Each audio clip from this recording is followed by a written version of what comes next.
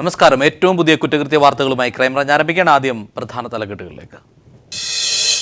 ATM തട്ടിപ്പ് കേസിലെ പ്രതി ഗബ്രിയേൽ മരിയയെ തിരുവനന്തപുരത്ത് എത്തിച്ചു. പ്രതികൾക്ക് SIM card സംഘടിപ്പിച്ചതിൽ കോവളത്തെ കടയുടമയ്ക്കെതിരെ case.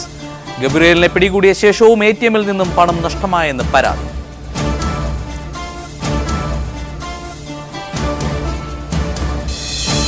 Kakkanad ATM കവർച്ചാ കേസിലെ കൂട്ടുപ്രതിയെ കൊലപ്പെടുത്തിയ ആൾ റിമാൻഡിൽ. മുഖ്യപ്രതിയെ റിമാൻഡ് ചെയ്തത് ഈ മാസം 25 വരെ.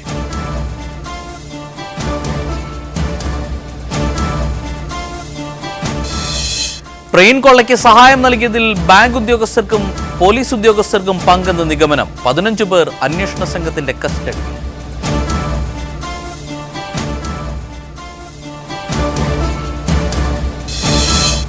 ആൻഡ്രിക്സ് ദേവാസ് ഇടപാടിൽ ISRO മുൻ ചെയർമാൻ G. മാധവൻ നായർ പ്രതി. CBI കുറ്റപത്രം സമർപ്പിച്ചു. ഗൂഢാലോചനയെന്ന് മാധവൻ നായർ.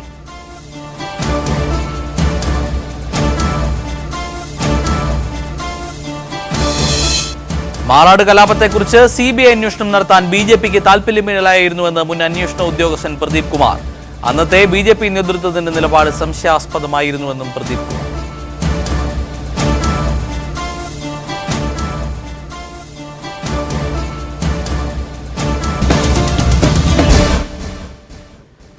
തലസ്ഥാനത്തെ ATM തട്ടിപ്പിൽ ഞെട്ടിപ്പിക്കുന്ന വിവരങ്ങൾ പുറത്ത്. തട്ടിപ്പിലെ പ്രധാന പ്രതിയെ പിടികൂടിയ ശേഷവും ഉപഭോക്താവിന്റെ പണം നഷ്ടമായി. റുമേനിയൻ സ്വദേശി അറസ്റ്റിലായത് ചൊവ്വാഴ്ച വൈകിട്ട് 6:30-നെങ്കിൽ ചുഴമ്പാഴ സ്വദേശി ജ്യോതികുമാറിന് 50,000-ഓളം രൂപ നഷ്ടമായത് അന്നേ ദിവസം രാത്രി 11:30-ക്ക് ശേഷവും. 2 തവണയായാണ് പണം നഷ്ടമായത്. ഗബ്രിയേലിന്റെ കൂട്ടാളികൾ രാജ്യം വിട്ടിട്ടില്ലെന്ന സൂചനകളാണ് ഇത് നൽകുന്നത്. തലസ്ഥാനത്തെ ATM തട്ടിപ്പിന്റെ സുപ്രധാനമായ വിവരങ്ങളാണ് ഒന്നിനു പുറകെ ഒന്നായി പുറത്തുവരുന്നത്. തട്ടിപ്പിലെ പ്രധാന പ്രതിയായ റുമേനിയൻ സ്വദേശി ഗബ്രിയേൽ മരിയ മുംബൈ ക്രൈംബ്രാഞ്ചിന്റെ പിടിയിലാവുന്നത് ചൊവ്വ വൈകിട്ട് 6:30 കൊളാബായിലെ ഒരു ആഡംബര ഹോട്ടലിൽ നിന്നും ഇയാൾ പിടിയിലായ അതേ ദിവസം രാത്രി 11:50-നും 12:05-നുമായി നടന്ന 2 ഇടപാടുകളിലായി 47,800 രൂപ ചൂഴമ്പാല സ്വദേശി ജ്യോതികുമാറിന് നഷ്ടമായി. 11:50-ന് 27,800 രൂപയും 12:05-ന് മറ്റൊരു 20,000 രൂപയും നഷ്ടമായതായി ഫോണിലേക്ക് സന്ദേശം എത്തുകയായിരുന്നു. ജ്യോതികുമാർ ഇന്ന് വൈകിട്ടാണ് പരാതിയുമായി മ്യൂസിയം പോലീസിനെ സമീപിച്ചത്. 2 ദിവസത്തിന് മുമ്പാണ് പണം നഷ്ടപ്പെട്ടതെങ്കിലും യാത്രയിലായിരുന്നതിനാലാണ് പരാതി നൽകാൻ വൈകിയതെന്ന് ജ്യോതികുമാർ പോലീസിനെ അറിയിച്ചു. മുഖ്യപ്രതി ഗബ്രിയേലിന്റെ കൂട്ടാളികൾ രാജ്യം വിട്ടതായിട്ടാണ് പോലീസിന്റെ അനുമാനമെങ്കിലും വീണ്ടും പരാതിയുമായി ഇടപാടുകാരൻ പോലീസിനെ സമീപിച്ചത് ഉന്നത പോലീസ് വൃത്തങ്ങളെയും ഞെട്ടിച്ചു. തട്ടിപ്പ് നടത്തുന്ന സംഘങ്ങൾ രാജ്യത്ത് തന്നെ തുടരുന്നു എന്നാണ് ഇത് നൽകുന്ന സൂചന. ആൽത്തറയിലെ ATM കേന്ദ്രത്തിൽ തട്ടിപ്പ് നടത്തിയ ഗബ്രിയേൽ മരിയയെ തലസ്ഥാനത്തെത്തിച്ചു. തിരുവനന്തപുരം സിറ്റി AR ക്യാമ്പിലെത്തിച്ച പ്രതിയെ ADGP B. സന്ധ്യ, IG. മനോജ് എബ്രഹാം, അന്വേഷണ ഉദ്യോഗസ്ഥൻ KE. ബൈജു എന്നിവർ ചോദ്യം ചെയ്തു. മുംബൈ കോടതിയുടെ ട്രാൻസിസ്റ്റ് വാറണ്ടുള്ള ഗബ്രിയേൽ മരിയയെ നാളെ വഞ്ചിയൂർ കോടതിയിൽ ഹാജരാക്കും. S. ജീവൻകുമാർ, തിരുവനന്തപുരം. ATM തട്ടിപ്പ് കേസിലെ പ്രതികളായ റുമേനിയൻ സ്വദേശികൾക്ക് വ്യാജ തിരിച്ചറിയൽ രേഖകൾ ചമച്ച് സിം കാർഡ് നൽകിയ സംഭവത്തിൽ കടയുടമ പോലീസിന്റെ പിടിയിലായി. കോവളത്തെ ഹരിശ്രീ ഗാലക്സി ഉടമ രഞ്ജിത് കുമാറാണ് കോവളം പോലീസിന്റെ പിടിയിലായത്. റിപ്പോർട്ടിലേക്ക്. ആയുർവേദ സ്ഥാപനം നടത്തുന്ന കോവളം സ്വദേശി ഒരു മൊബൈൽ കണക്ഷൻ എടുക്കുന്നതിന് വേണ്ടിയാണ് കോവളം ജംഗ്ഷനിലെ ഹരിശ്രീ ഗാലക്സി എന്ന കടയുടമയായ രഞ്ജിത്തിനെ സമീപിച്ചത്. ഇയാളിൽ നിന്ന് ഒരു ഫോട്ടോയും തിരിച്ചറിയൽ രേഖയും അധികമായി വാങ്ങിയ രഞ്ജിത്ത് റുമേനിയൻ സ്വദേശികളായ തട്ടിപ്പ് സംഘത്തിന് പണം കൈപ്പറ്റി സിം കാർഡ് വിൽക്കുകയായിരുന്നു. വ്യാജ തിരിച്ചറിയൽ രേഖകൾ ഉപയോഗിച്ച് സംഘടിപ്പിച്ച 8089874186 എന്ന ഡോകോമോ കണക്ഷനാണ് റുമേനിയൻ സംഘം ഉപയോഗിച്ചിരുന്നത്. ഫോണിന്റെ ഉടമസ്ഥതാ രേഖകൾ പരിശോധിച്ചപ്പോഴാണ് തട്ടിപ്പ് പുറത്തായത്. കടയുടമത്തിൽ പല വിദേശികൾക്കും സിം കാർഡ് സംഘടിപ്പിച്ച് നൽകിയതായി പോലീസിന് സംശയമുണ്ട്. കടയുടമയായ രഞ്ജിത്തിനെതിരെ വ്യാജരേഖ ചമച്ചതിന് IPC 466, 468, 471 എന്നീ വകുപ്പുകൾ ചുമത്തി. Kovalam SI V. അജയ്കുമാറിന്റെ നേതൃത്വത്തിലുള്ള സംഘമാണ് ഇയാളെ അറസ്റ്റ് ചെയ്തത്. നെയ്യാറ്റിൻകര കോടതിയിൽ ഹാജരാക്കിയ രഞ്ജിത്തിനെ 14 ദിവസത്തേക്ക് റിമാൻഡ് ചെയ്തു. S. ജീവൻകുമാർ, തിരുവനന്തപുരം. കാക്കനാട് ATM കവർച്ചാ കേസിലെ മുഖ്യപ്രതിയെ ഈ മാസം 25 വരെ കോടതി റിമാൻഡ് ചെയ്തു. കഴിഞ്ഞ ദിവസമാണ് കൂട്ടുപ്രതിയെ കൊന്ന് ചാക്കിൽ കെട്ടിയ ഇയാൾ പോലീസിന്റെ പിടിയിലായത്. കാക്കനാട് വാഴക്കാലയിലെ ATM കൗണ്ടറുകളിൽ നിന്ന് മോഷണം നടത്താൻ ശ്രമിച്ച കേസിൽ പിടിയിലായ ഉത്തർപ്രദേശ് സ്വദേശി മുഹമ്മദ് അൻസാരിയെ 14 ദിവസത്തേക്കാണ് Ernakulam first class judicial magistrate കോടതി റിമാൻഡ് ചെയ്തത്. ബുധനാഴ്ച പിടിയിലായ പ്രതി കൂട്ടുപ്രതിയായ ബംഗാൾ സ്വദേശി മുഹമ്മദ് ഇമ്രാനെ കുത്തിക്കൊലപ്പെടുത്തി ചാക്കിൽ കെട്ടി ഒളിപ്പിച്ചിരിക്കുകയായിരുന്നു. പിടിക്കപ്പെടുമോ എന്ന ഭയമാണ് കൊലപാതകത്തിന് കാരണമായത് എന്നാണ് ഇയാൾ പോലീസിന് നൽകിയിരിക്കുന്ന മൊഴി. തിങ്കളാഴ്ച കൊലപ്പെടുത്തിയ ഇമ്രാനെ കായലിൽ തള്ളാനായിരുന്നു ഉദ്ദേശിച്ചിരുന്നത് എന്നും എന്നാൽ പിന്നീട് താമസിക്കുന്ന ലോഡ്ജിലെ റൂമിൽ തന്നെ സൂക്ഷിക്കാൻ തീരുമാനിക്കുകയായിരുന്നുവെന്നും പ്രതി മൊഴി നൽകിയിട്ടുണ്ട്. കൊന്ന ശേഷം ഇമ്രാനെ പൊതിയാൻ ചാക്ക് വാങ്ങിയ കട, ATM കൗണ്ടറുകളിലെ CCTVകൾ മറക്കാൻ സ്പ്രേ വാങ്ങിയ ഇടം, ഇവർ താമസിച്ചിരുന്ന കുന്നുംപുറത്തെ ലോഡ്ജ് എന്നിവിടങ്ങളിൽ പ്രതിയെ എത്തിച്ച് പോലീസ് തെളിവെടുത്തു. കൊലപാതകത്തിലും ATM കവർച്ചയിലും പങ്കുണ്ടോ എന്നറിയാൻ ഇയാളുടെ 3 സുഹൃത്തുക്കളെ ചോദ്യം ചെയ്തു വരികയാണ്. അടുത്ത ദിവസം കസ്റ്റഡിയിൽ വാങ്ങുന്ന പ്രതിയെ പോലീസ് വിശദമായി ചോദ്യം ചെയ്യും. കഴിഞ്ഞ 6-ാം തീയതി അൻസാരിയും ഇമ്രാനും ATM കവർച്ച നടത്താൻ ശ്രമിച്ചതിന്റെ CCTV ദൃശ്യങ്ങൾ ലഭിച്ചതാണ് അന്വേഷണം വേഗത്തിലാക്കിയത്. News bureau, Kochi. പാലക്കാട് ചെറുപ്പുളശ്ശേരിയിൽ പെൺകുട്ടിയെ കാണാതായ കേസിൽ 2 പേരെ പോലീസ് അറസ്റ്റ് ചെയ്തു. പെരിന്തൽമണ്ണ സ്വദേശികളായ ഷീന ഫർസാന, അബ്ദുൽ നാസർ എന്നിവരെ പിന്നീട് ഒറ്റപ്പാലം കോടതി 14 ദിവസത്തേക്ക് റിമാൻഡ് ചെയ്തു. ചെറുപ്പുളശ്ശേരി കച്ചേരിക്കുന്നിൽ നിന്ന് 21-കാരിയായ പെൺകുട്ടിയെ തട്ടിക്കൊണ്ടുപോവുകയും അന്യായമായി തടങ്കലിൽ വെക്കുകയും ചെയ്ത സംഭവത്തിലാണ് 2 പേരെ പോലീസ് അറസ്റ്റ് ചെയ്തത്. പെരിന്തൽമണ്ണയിലെ സ്വകാര്യ സ്ഥാപനത്തിൽ ജോലിയുണ്ടായിരുന്ന പെൺകുട്ടിയെ മതം മാറ്റുകയായിരുന്നു അറസ്റ്റിലായവരുടെ ലക്ഷ്യമെന്നാണ് സൂചന. പെൺകുട്ടിയെ പരിചയമുണ്ടായിരുന്ന ഷീന ഫർസാന മഞ്ചേരി, പൊന്നാനി എന്നിവിടങ്ങളിലെ മതപഠന കേന്ദ്രങ്ങളിൽ എത്തിച്ചിരുന്നു. ഇക്കഴിഞ്ഞ മെയ് 27-ന് പെൺകുട്ടിക്ക് പാസ്പോർട്ട് എടുക്കാൻ പെരിന്തൽമണ്ണ സ്വദേശി നൌഫൽ മുൻകൈയെടുത്തു. ജൂൺ മാസം 13-ന് ഇതിനായി ഷീന ഫർസാനയുടെ വീട്ടിൽ പെൺകുട്ടിയെ എത്തിച്ചെങ്കിലും നൌഫൽ ഇതിനകം വിദേശത്തേക്ക് കടന്നിരുന്നു. മകളെ കാണാതായതിനെ തുടർന്ന് കുട്ടിയുടെ അമ്മ ചെറുപ്പുളശ്ശേരി പോലീസിൽ പരാതി നൽകിയതിനെ തുടർന്നാണ് പോലീസ് അന്വേഷണം ആരംഭിച്ചത്. അറസ്റ്റിലായ ഷീന ഫർസാന, നാസർ എന്നിവരെ പാലക്കാട് SP-യും വിശദമായി ചോദ്യം ചെയ്തു. തുടർന്ന് ഒറ്റപ്പാലം കോടതിയിൽ ഹാജരാക്കിയ ഇരുവരെയും 14 ദിവസത്തേക്ക് റിമാൻഡ് ചെയ്തു. News bureau, Palakkad. കൊച്ചിയിൽ എക്സൈസിന്റെ വൻ സിഗരറ്റ് വേട്ട. കൊച്ചി നഗരത്തിൽ എക്സൈസ് നടത്തിയ റെയ്ഡിൽ 5 ലക്ഷം രൂപയുടെ പുകയില ഉൽപ്പന്നങ്ങൾ പിടികൂടി. സ്ത്രീകളെയും കുട്ടികളെയും ലക്ഷ്യമിട്ട് ഇറക്കുമതി ചെയ്ത ഫ്ലേവേഡ് സിഗരറ്റുകളാണ് പിടിച്ചെടുത്തവയിൽ ഏറെയും. സ്ത്രീകൾക്കും കുട്ടികൾക്കുമിടയിൽ ഇത്തരം സിഗരറ്റുകൾ വ്യാപകമായി വിൽക്കപ്പെടുന്നുണ്ടെന്ന ഞെട്ടിക്കുന്ന വിവരങ്ങളാണ് പുറത്തുവന്നതെന്ന് എക്സൈസ് അധികൃതർ വ്യക്തമാക്കി. നിക്കോട്ടിൻ അടങ്ങിയ പേസ്റ്റുകളും പിടിച്ചെടുത്തവയിൽപ്പെടുന്നു. സ്ത്രീകളെയും കുട്ടികളെയും പുകവലിയുടെ ലഹരിയിലേക്ക് എത്തിക്കാനുള്ള ആദ്യപടി. പുകയിലൂടെ ഗന്ധമില്ലാത്ത വാനില, ചോക്ലേറ്റ്, സ്ട്രോബെറി രുചികൾ നൽകുന്ന സ്ലിം സിഗരറ്റുകളാണിവ. വിദേശ നിർമ്മിത സിഗരറ്റുകളടക്കം 5 ലക്ഷം രൂപയിലധികം വില വരുന്ന പുകയില ഉൽപ്പന്നങ്ങളാണ് കൊച്ചി നഗരത്തിലെ വിവിധയിടങ്ങളിൽ നിന്ന് എക്സൈസ് പിടിച്ചെടുത്തത്. എക്സൈസ് കമ്മീഷണർ ഋഷിരാജ് സിംഗിന്റെ പ്രത്യേക നിർദ്ദേശപ്രകാരമായിരുന്നു നഗരത്തിലെ ഗോഡൌണുകളിലും ഫാൻസി റെസ്റ്റോറന്റുകളും കേന്ദ്രീകരിച്ച് റെയ്ഡ് നടത്തിയത്. സ്ത്രീകൾക്കും കുട്ടികൾക്കുമിടയിൽ ഇത്തരം സിഗരറ്റുകൾ വ്യാപകമായി വിൽക്കപ്പെടുന്നുണ്ടെന്ന ഞെട്ടിപ്പിക്കുന്ന വിവരമാണ് അന്വേഷണത്തിൽ തങ്ങൾക്ക് ലഭിച്ചതെന്ന് excise deputy commissioner AK Narayanankutty പറഞ്ഞു.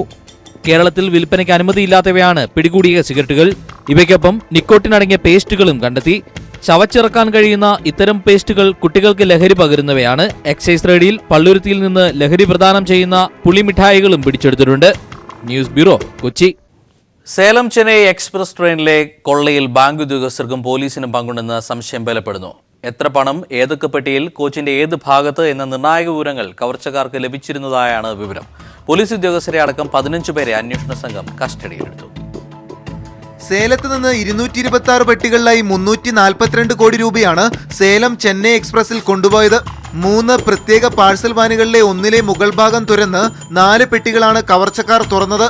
സേലത്ത് നിന്ന് ട്രെയിൻ പുറപ്പെട്ടപ്പോൾ തന്നെ എത്ര പണം, ഏതൊക്കെ പെട്ടിയിൽ, കോച്ചിന്റെ ഏതൊക്കെ ഭാഗത്ത് സൂക്ഷിച്ചിരുന്നു എന്ന നിർണായക വിവരം കവർച്ചക്കാർക്ക് ലഭിച്ചിരുന്നതായാണ് പോലീസിന്റെ കണ്ടെത്തൽ. ബാങ്ക്, പോലീസ് ഉദ്യോഗസ്ഥർ എന്നിവരുടെ സഹായം ഇതിന് ലഭിച്ചതായാണ് സൂചന.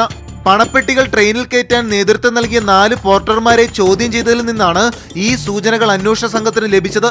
4 പേരുടെ വിരലടയാളം ലഭിച്ചതിനെ തുടർന്നും അന്വേഷണം പുരോഗമിക്കുകയാണ്.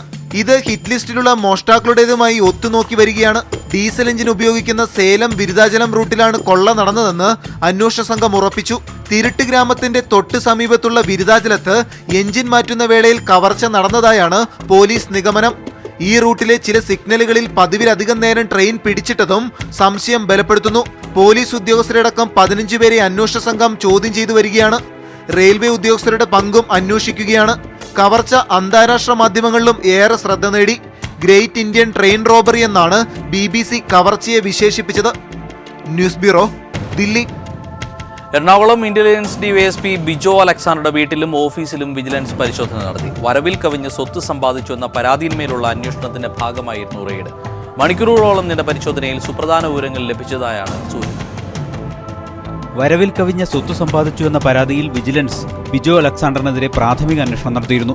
പരാതിയിൽ കഴമ്പുണ്ടെന്ന് കണ്ടെത്തിയതിനെ തുടർന്നാണ് റെയ്ഡ് ഉൾപ്പെടെയുള്ള നടപടികളിലേക്ക് കടന്നത്. വിജിലൻസിന്റെ പ്രത്യേക സെല്ല് തൃപ്പൂണിത്തുറയിലെ വീട്ടിലും ഓഫീസിലും ഒരേ സമയം പരിശോധന നടത്തുകയായിരുന്നു. രാവിലെ ആരംഭിച്ച റെയ്ഡ് മണിക്കൂറുകളോളം നീണ്ടു. കൊട്ടാര സദൃശ്യമായ വീടാണ് തൃപ്പൂണിത്തുറ പാലത്തിന് സമീപം ബിജോ അലക്സാണ്ടർ നിർമ്മിച്ചിരിക്കുന്നത്. വീട്ടിൽ വിശദമായ പരിശോധന നടത്തിയ വിജിലൻസ് സംഘം ഭൂമി സംബന്ധമായ ഇടപാടുകളുടെ രേഖകളും മറ്റും കണ്ടെത്തി. നിക്ഷേപങ്ങൾ സംബന്ധിച്ചും മറ്റു സ്വത്ത് വിവരങ്ങൾ സംബന്ധിച്ചുമുള്ള അന്വേഷണം തുടരുകയാണ്. സംസ്ഥാനത്ത് കോളിളക്കം സൃഷ്ടിച്ച പെൺവാണിഭ കേസുകളിൽ ബിജോ അലക്സാണ്ടർക്കായിരുന്നു അന്വേഷണ ചുമതല. വരാപ്പുഴ പറവൂർ കേസുകളും ഇതിൽ ഉൾപ്പെടും. ഈ കേസുകളിൽ പ്രതിപ്പട്ടികയിൽ ഉള്ളവരെ ഒഴിവാക്കാനും മറ്റ് ജില്ലരെ ഉൾപ്പെടുത്താതിരിക്കുന്നതിനുമായി വൻതോതിൽ പണമിടപാട് നടന്നു എന്ന ആരോപണമുയർന്നിരുന്നു. വിജിലൻസിന് ലഭിച്ച പരാതിയിൽ ഇക്കാര്യങ്ങൾ സംബന്ധിച്ച വിശദ വിവരങ്ങളും ഉൾപ്പെടുത്തിയിരുന്നു. മുൻപ് ബിജോ അലക്സാണ്ടർക്കെതിരെ ലഭിച്ച പരാതികളിൽ ഒരു നടപടിയും ഉണ്ടായിരുന്നില്ല. ഭരണതലത്തിലും വിജിലൻസ് തലപ്പത്തുമുണ്ടായ മാറ്റമാണ് ഇപ്പോൾ അന്വേഷണം മുന്നോട്ട് നീങ്ങാൻ കാരണമായത്. News bureau, Kochi. പത്താൻകോട് ഭീകരാക്രമണത്തിൽ ജീവൻ ബലിയർപ്പിച്ച ധീരജവാൻ നിരഞ്ജന്റെ കുടുംബത്തോട് നീതികേട്. നിരഞ്ജന്റെ ബംഗളൂരുവിലെ വീട് JCB ഉപയോഗിച്ച് ഇടിച്ചു തകർത്തു. ബംഗളൂരു സിറ്റിയിലെ ഓട കയ്യേറ്റം ഒഴിപ്പിക്കുന്നതിന്റെ ഭാഗമായാണ് അധികൃതരുടെ നടപടി.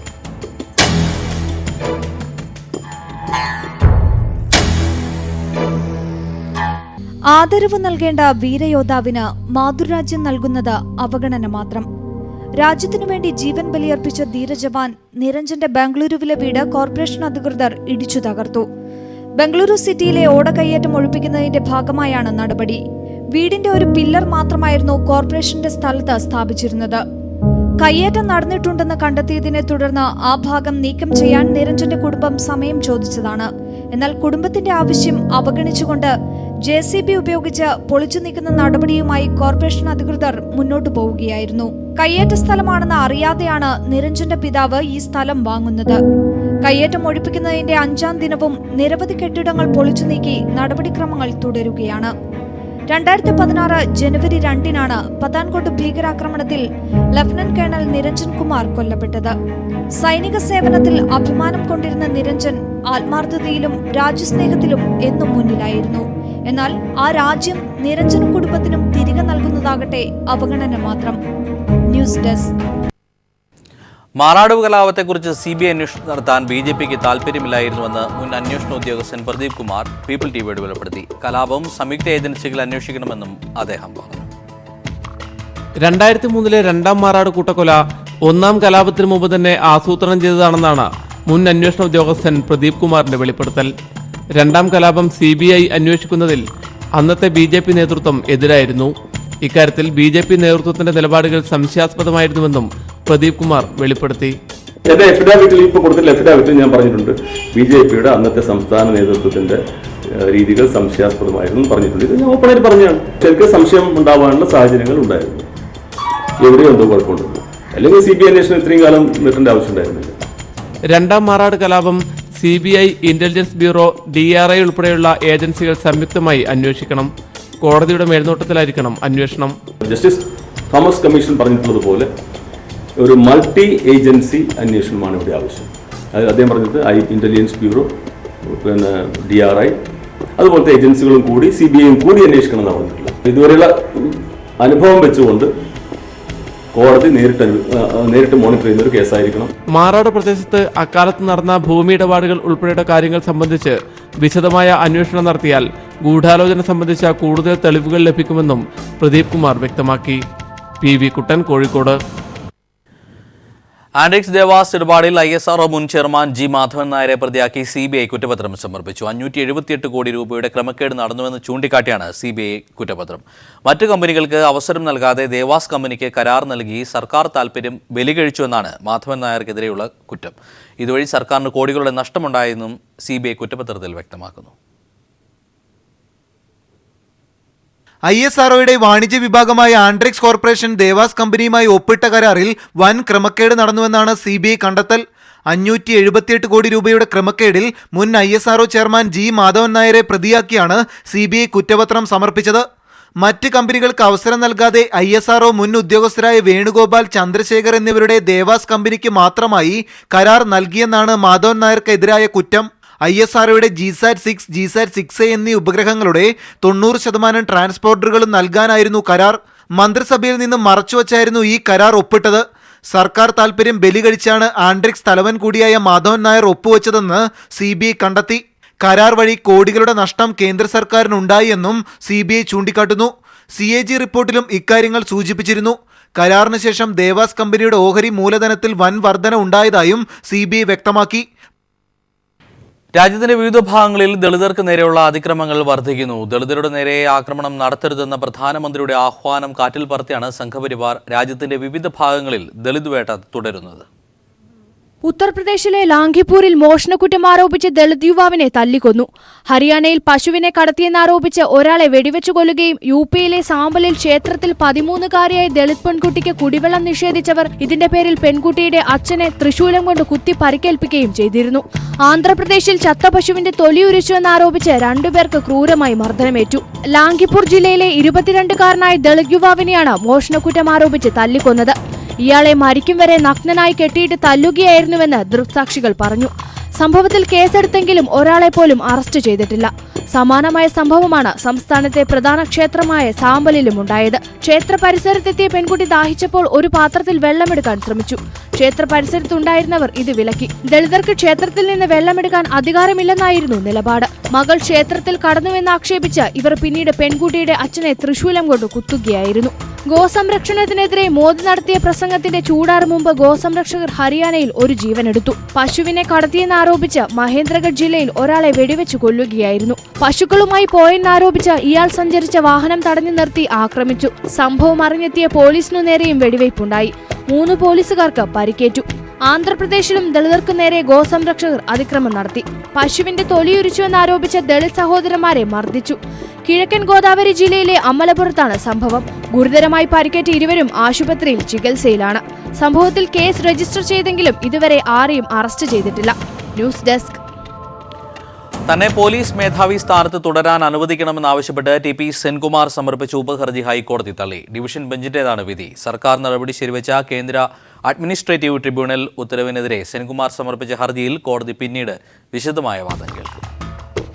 പോലീസ് മേധാവി സ്ഥാനത്തു നിന്ന് തന്നെ നീക്കിയ സർക്കാർ നടപടി ശരിവെച്ചുകൊണ്ടുള്ള കേന്ദ്ര അഡ്മിനിസ്ട്രേറ്റീവ് ട്രിബ്യൂണലിന്റെ ഉത്തരവിനെതിരെ TP സെൻകുമാർ ഹൈക്കോടതിയിൽ ഹർജി സമർപ്പിച്ചിരുന്നു. ഇതിനൊപ്പം സമർപ്പിച്ച ഉപഹർജിയാണ് ഹൈക്കോടതി ഡിവിഷൻ ബെഞ്ച് തള്ളിയത്. അപ്പീലിൽ തീർപ്പുണ്ടാകുന്നതുവരെ പോലീസ് മേധാവി സ്ഥാനത്ത് തുടരാൻ അനുവദിക്കണമെന്നായിരുന്നു ഉപഹർജിയിലെ ആവശ്യം. തന്റെ ഹർജിയിൽ തീർപ്പാക്കുന്നതിന് കാലതാമസമുണ്ടാകുമെന്നും ഇതിനിടെ തന്റെ വിരമിക്കൽ പ്രായം എത്തുമെന്നും ചൂണ്ടിക്കാട്ടിയായിരുന്നു ഉപഹർജി. എന്നാൽ ഈ ആവശ്യം അംഗീകരിക്കാനാവില്ലെന്ന് ചൂണ്ടിക്കാട്ടിയാണ് ഡിവിഷൻ ബെഞ്ച് ഉപഹർജി തള്ളിയത്. Justice PR Ramachandra Menon, justice Anil K Narendran എന്നിവരടങ്ങുന്ന ഡിവിഷൻ ബെഞ്ചിന്റേതാണ് വിധി. എന്നാൽ CAT ഉത്തരവിനെതിരെ സമർപ്പിച്ച ഹർജിയിൽ പിന്നീട് വാദം കേൾക്കും. News bureau, Kochi. കണ്ണാടിപ്പറമ്പ് ചേലേരി ഫാത്തിമ മൻസിലിലെ കമലാദ്ദീനെ ബംഗളൂരുവിൽ നിന്നും കാണാതായിട്ട് 20 വർഷം കഴിഞ്ഞു. എങ്കിലും കമാലുദ്ദീൻ തിരിച്ചു വരുമെന്ന പ്രതീക്ഷയിലാണ് ഈ കുടുംബം. കണ്ണാടിപ്പറമ്പ് ചേലേരിമുക്ക് നൂഞ്ഞേരി ഫാത്തിമ മൻസിലിലെ കമാലുദ്ദീനെ കാണാതായിട്ട് 20 വർഷം കഴിഞ്ഞു. 20 വർഷം മുൻപ് ബാംഗ്ലൂരിൽ കച്ചവടത്തിനായി പോയതായിരുന്നു കമാലുദ്ദീൻ. കാണാതായതിന് അടുത്ത ദിവസം മദ്രാസിൽ നിന്നും ഫോൺ കോൾ വന്നു. പിന്നീട് ഇതുവരെ കമാലുദ്ദീനെ കുറിച്ച് കുടുംബത്തിന് യാതൊരു വിവരവുമില്ല. മകൻ തിരിച്ചെത്തുമെന്ന പ്രതീക്ഷയിലാണ് ഉമ്മയും സഹോദരങ്ങളും ഇതുവരെ കഴിഞ്ഞത്.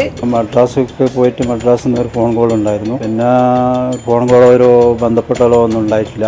അന്വേഷിച്ചപ്പോൾ അജ്മീർ ദർഗാ കേന്ദ്രീകരിച്ചിട്ട് അവിടെ ഉണ്ടെന്ന് പറഞ്ഞിട്ട് ഞാൻ ഒരു പ്രാവശ്യം അവിടെ പോയിട്ട് അന്വേഷിച്ചിരുന്നു. ഉമ്മയൊക്കെ ഭയങ്കര വിഷമത്തിലാണ് മകനെ കാണാതായി പറ്റിയിട്ട്. കമാലുദ്ദീന്റെ മകൻ 9ാം ക്ലാസ് വിദ്യാർത്ഥിയാണിപ്പോൾ. വളപട്ടണം പോലീസിൽ അന്ന് പരാതി നൽകിയിരുന്നെങ്കിലും നടപടികളൊന്നും ഉണ്ടായിട്ടില്ലെന്ന് ബന്ധുക്കൾ പറയുന്നു. News bureau, Kannur.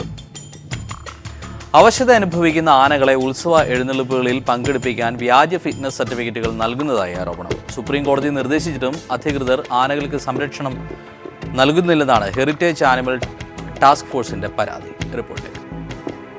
തടി പിടിക്കാനും ഉത്സവ എഴുന്നള്ളത്തിനും ആനകളെ ഉപയോഗിക്കുന്നതിൽ സുപ്രീം കോടതി കർശന നിയന്ത്രണങ്ങളാണ് ഏർപ്പെടുത്തിയിട്ടുള്ളത്.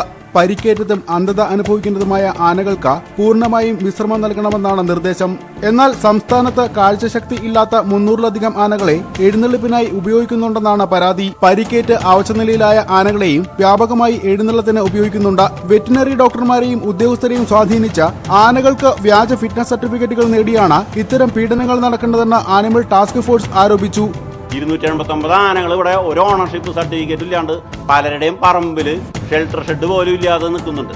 വേനൽക്കാലത്ത് ആനകൾക്കായി ഷെഡ് ഒരുക്കണമെന്നും പകൽ സമയത്ത് ശക്തമായ വെയിൽ ഏൽക്കേണ്ടി വരുന്ന 11 മണി മുതൽ വൈകിട്ട് 4 വരെ ആനകളെ എഴുന്നള്ളത്തിന് ഉപയോഗിക്കരുതെന്നും കോടതി നിർദ്ദേശമുണ്ട്. രാത്രി 8 മണി മുതൽ രാവിലെ 6 വരെ പൂർണ്ണ വിശ്രമം നൽകണം. എന്നാൽ ഈ നിയമങ്ങൾ ലംഘിച്ചിട്ടും യാതൊരു നടപടിയും അധികൃതർ സ്വീകരിക്കുന്നില്ല എന്നാണ് ആരോപണം. വിദേശികളെ കേരളത്തിലെ ആനപീഡനങ്ങളെക്കുറിച്ച് ബോധവാന്മാരാക്കാൻ അന്താരാഷ്ട്ര ക്യാമ്പയിൻ തുടങ്ങാനുള്ള ഒരുക്കത്തിലാണ് animal task force. News bureau, Thrissur. ഗതാഗത കമ്മീഷണർ ടോമിൻ ജെ തച്ചങ്കരിയുടെ പിറന്നാൾ ഗതാഗത വകുപ്പ് ഓഫീസുകളിൽ ആഘോഷിച്ചത് പരിശോധിക്കാൻ ചീഫ് സെക്രട്ടറിയുടെ നിർദ്ദേശം. ഗതാഗത മന്ത്രി എ കെ ശശീന്ദ്രന്റെ നിർദ്ദേശപ്രകാരമാണ് ഉത്തരവ്. അതേസമയം പിറന്നാൾ ആഘോഷിക്കാൻ സർക്കുലർ നൽകിയിട്ടില്ലെന്ന വിശദീകരണവുമായി ടോമിൻ തച്ചങ്കരിയും രംഗത്തെത്തി. ഗതാഗത കമ്മീഷണർ ടോമിൻ തച്ചങ്കരി പിറന്നാൾ ആഘോഷിക്കാൻ ഉദ്യോഗസ്ഥർക്ക് സർക്കുലർ നൽകിയെന്ന വാർത്ത വിവാദമായിരുന്നു. ഇത് പരിശോധിക്കാനാണ് മന്ത്രി എ കെ ശശീന്ദ്രൻ നിർദ്ദേശിച്ചത്. ചീഫ് സെക്രട്ടറിക്കാണ് നിർദ്ദേശം. അതെന്താ ഇത്ര സംശയം? അത് ഒരാൾ ഒരു ഉദ്യോഗസ്ഥനോ ഒരു പൗരനോ നിയമലംഘനം നടത്തിയാൽ ശിക്ഷിക്കണ്ടേ? അല്ല, അത് കണ്ടെത്തിയതിന് ശേഷം പറഞ്ഞാൽ മതിയല്ലോ, അതിപ്പോൾ നമ്മൾ പറയണ്ടല്ലോ. അതേസമയം പിറന്നാൾ ആഘോഷിക്കാൻ സർക്കുലർ നൽകിയിട്ടില്ലെന്ന് തച്ചങ്കേരി വിശദീകരിച്ചു. വകുപ്പിൽ നടപ്പാക്കിയ പരിഷ്കാരങ്ങൾ കത്തായി നൽകുകയായിരുന്നു. പ്രൈവറ്റ് ആയിട്ടൊരു കത്താണ് ഇത്. പ്രിയ സഹപ്രവർത്തകരെ എന്ന് തുടങ്ങി ഇതിൻ്റെ ഈ 2 ഭാഗം നിങ്ങളൊന്ന് വായിച്ചു നോക്കണം. ഇതിൻ്റെ ഒരു സ്ഥലത്തും എൻ്റെ ജന്മദിനം ആഘോഷിക്കണമെന്നതിനെക്കുറിച്ച് പറയുന്നേയില്ല.